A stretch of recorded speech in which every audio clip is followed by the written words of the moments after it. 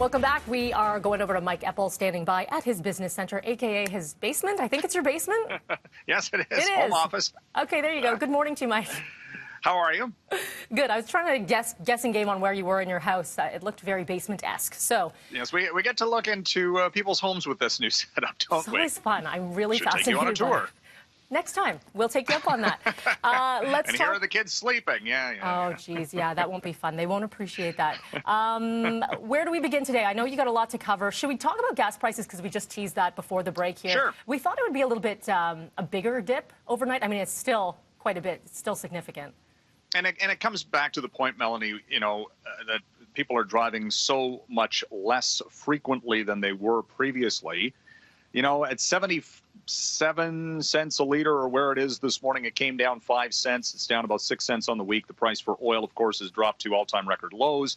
But, look at the roads. They're empty regardless of the time of day. So, you look at it from one way, that if you are required to drive somewhere, yes, you are getting a big break at the gas pumps. The flip side being that from an economic standpoint, this is a barometer of how rough things are in the global economy, because oil and gas prices are a global entity. And it just indicates how weak things are, that there is just no demand for it and way too much supply. And that scenario is likely not going to change anytime soon. Let's talk about more layoffs. Again, no surprise. Unfortunately, when we do hear this, we're expecting to hear this. So WestJet, the latest again. I think the numbers out of the WestJet layoff announcement last night regarding the number of passengers this company is actually flying right now, it's less than 5% of how many passengers they were pre-pandemic. They've basically shut the airline down with the closure of the world economy, not flying to the United States. So they're laying off another 3,000 employees. Now, they're putting them on furlough, so they're going to basically still be paid under the federal government's wage subsidy program. This is what WestJet and Air Canada and others have been doing.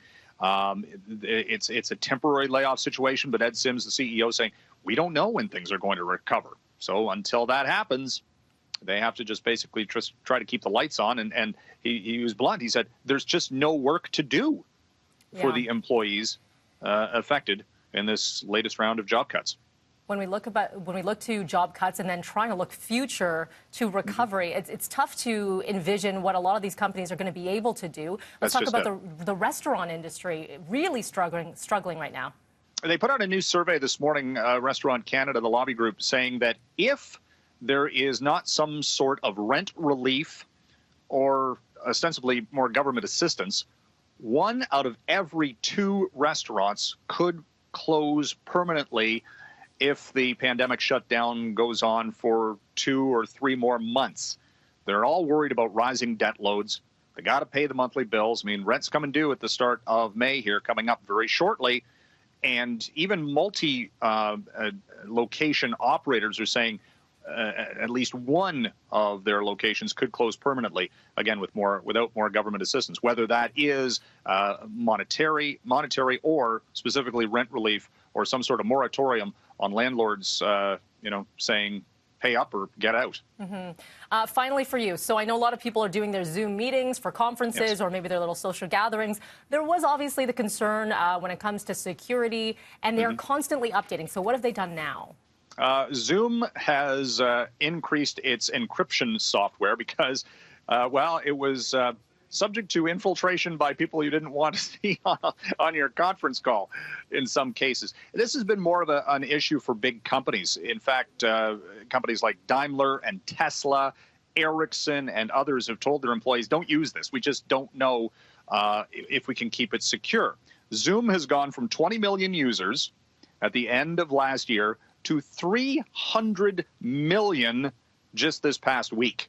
That is the exponential growth. And the company CEO has been blunt about it. He said, look, we were, our business was based on a model that was working with corporate IT for security. We didn't have this infrastructure in place, and they've had to scramble and have faced criticism because of that, circumstances being what they are.